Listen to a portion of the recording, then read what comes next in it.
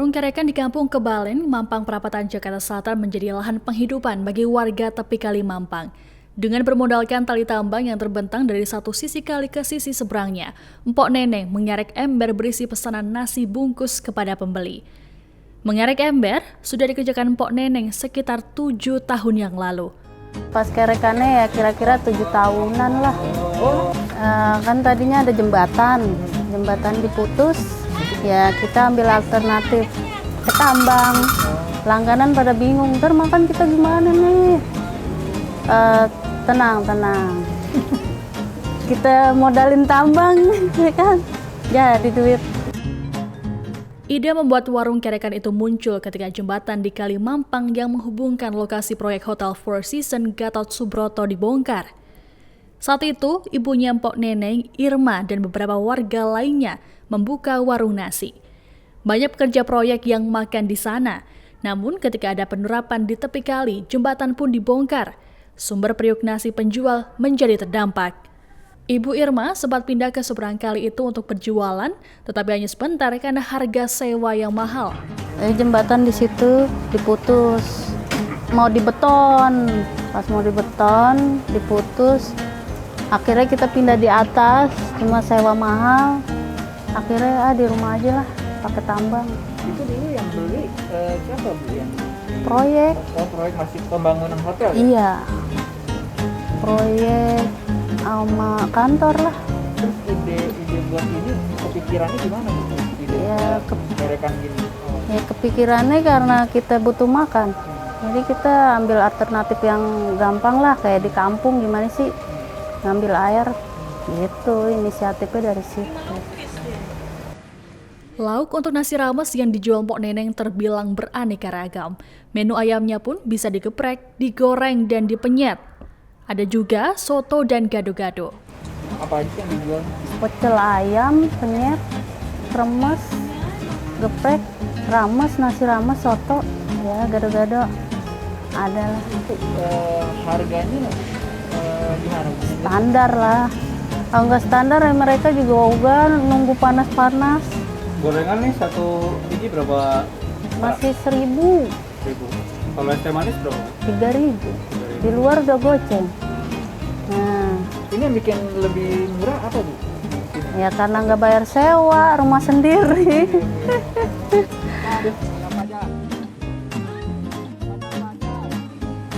Yang beli kebanyakan planning proyek, ya orang kantor ada. Yang bagian pemasaran itu kalau lagi pada datang ada. Ada berapa penjual? Ada 6. Ada 6. Iya. Tadinya warung ada 2. Lama-lama ya iya gitu nular. Kalau penyakit jangan. Kayak apa? Kayak kangkung. Kangkung ya kan? Kangkung. Kangkung kan ngerembet.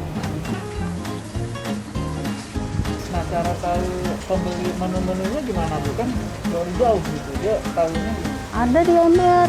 Oh, Ada di itu WA ada. oh, jadi dia WhatsApp juga ya. Teriak. Ada apa aja Bu?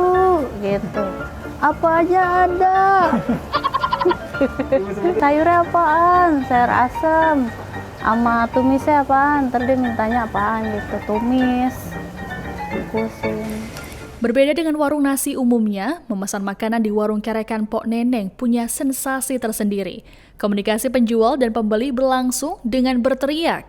Menurut Mpok Neneng, cara seperti itu malah bisa menghilangkan stres. Pembayaran dilakukan dengan cara berteriak. Bila sudah terdengar berapa harganya, pembeli meletakkan uang di ember sebelum makanan jadi. Nanti, uang kembalian dan makanan yang dimasukkan ke dalam ember akan diantarkan lagi kepada pembeli. Biasanya, pembeli yang berteriak tidak memiliki nomor WhatsApp Mpok Neneng atau pembeli baru. Kerja di mana?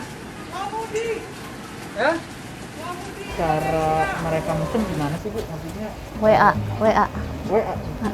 Ada yang WA gitu? Iya, ada yang WA, ada yang teriak.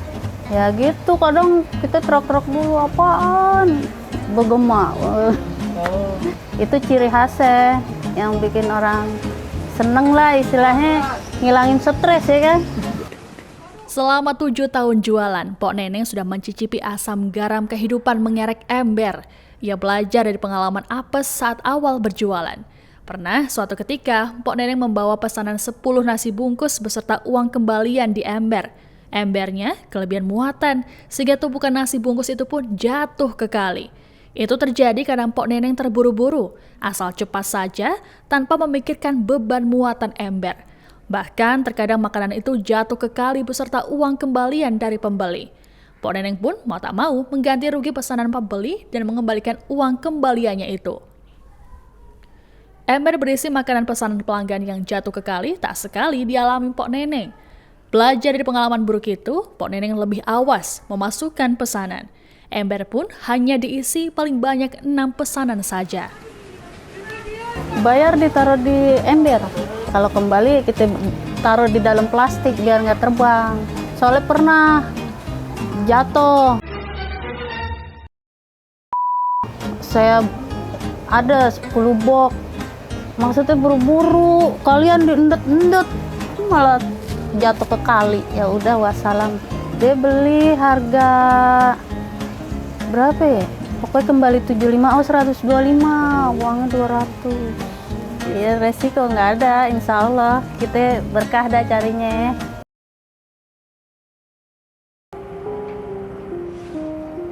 Ya sukanya ya alhamdulillah masih istilahnya di suasana Covid gini masih bisa makan ya kan, masih ada masukan, bersyukur banget.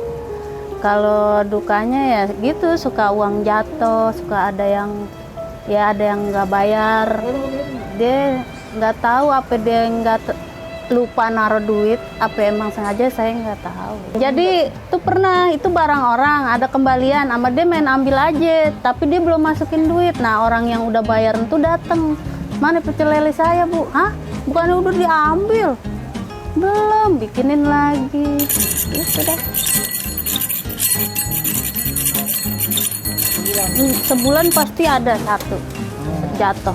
Angin kenceng, anginnya. Terus nggak seimbang, saya naruh di embernya kan harusnya yang berat dulu di bawah. Saya naruhnya bok dulu kan, bok enteng, airnya di atas. Jadi belajar, oh iya yang berat aja dah di bawah. Meski warungnya terlihat sederhana, para penjual bisa meraup untung gila-gilaan dari berjualan makanan. Warung kerekan diminati bagi para karyawan lantaran harga makanan dan minuman yang murah sesuai kocek mereka. Sebelum pandemi COVID-19, omset per hari warung Pok Neneng bisa meraup sekitar 1,5 juta rupiah. Sebab Pok Neneng dan penjual lainnya tak perlu bayar harga sewa tempat. Itu tentu berbeda ketika ia membuka kantin di gedung tinggi yang harga sewa saja bisa mencapai 3,3 juta rupiah per bulan. Belum pandemi, ya sebulan mah sehari aja kita pegang 1,5. Iya, sekarang mah 300. Ya itu alhamdulillah kita numpang makan, bersyukur. Banyak karyawan yang kerjanya jadi dibagi, harusnya mereka masuk 5, yang masuk 2. Jadi itu karyawan berkurang sama biasanya yang di hotel sewa banyak, museum banyak, nggak ada. Dia mau beli ayam, chicken, orang Arab. Ayam katanya, 1 won katanya. Ditaruh duit di ember, udah jadi, tarik 14.000, ditaruh 14 juta. Di amplop, bingung orang, ini duit siapa? Kan kayak orang kaget, kan 14.000 nih kebanyakan. Oh, nggak apa-apa kata dia. Tapi semuanya sih udah dikasih. Iya. Terus ditanya lagi, ada lagi bu? Ada. Akhirnya ke sana. Kalau kita bilang nggak ada ya udah dia mentok di sini. Tapi kan bagi-bagi rezeki. Para penjual warung kerekan itu tentu berharap pandemi COVID-19 lekas berlalu. Mereka ingin roda perekonomian yang sempat seret bisa kembali berjalan mulus. Bermodal tambang dan ember, untung besar pun dituai warga pinggiran ibu kota ini. Harapannya sih ya maju buat masa depan anak saya, bisa berkembang, buka lagi tempat lain, buka restoran, Kan orang nggak mungkin mau begini terus. Siapa tuh kemarin Sandiaga Uno? Iya, ngasih duit. Saya bilang, Pak, ada yang biru nggak, Pak? Dikasih 300. Tapi saya bagi-bagi. Yang ngelihat masih saya doang. Bagi rezeki.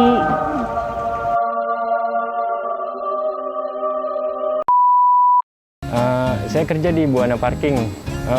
Kenapa memilih? Karena deket aja gitu ya, dari pintu keluar ke belakang tinggal panggil aja. Di dalam sebenarnya sih ada, mungkin harganya lebih murah di sini. Iya, lebih terjangkau aja. Beli itu biasanya sih mungkin bisa pagi, kalau buat untuk cemilan ngopi gitu, beli gorengan dia ada. Kalau untuk jam makan siang dia ada juga jual kayak nasi gitu, nasi ayam, apa gado-gado dia ada juga.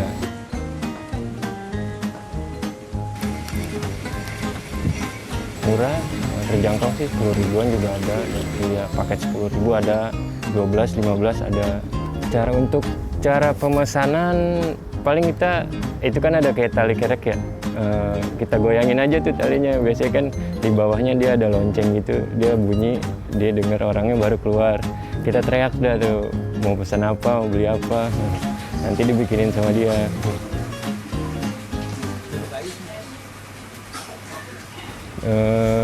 Kadang sih ada aja gitu ya, suka keliru. Kayak misal beli rokok, kayak pesan rokok ini datangnya beda gitu kan. Iya, paling ntar teriak lagi.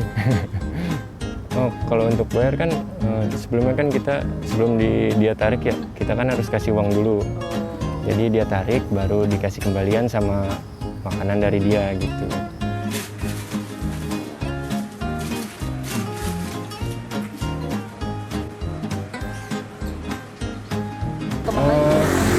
Rata-rata untuk kayak karyawan yang di dalam juga kan ada pekerja kayak lagi perbaikan gitu ya. Iya, iya. Dia juga suka beli di sini karena dapat informasi sebelumnya juga.